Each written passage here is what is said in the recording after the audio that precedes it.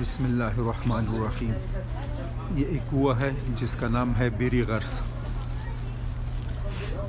اس کے بارے میں تاریخ میں آتا ہے کہ اس کنویں سے نبی پاک صلی اللہ علیہ وسلم کے لیے غسل کے لیے پانی طلب کیا گیا تھا، اور نبی پاک صلی اللہ علیہ وسلم کو غسل اس کنویں کے پانی سے دیا گیا۔ اور اس کے بارے میں بتایا جاتا ہے کہ یہ کنواں جنت کا کنواں ہے۔ یہ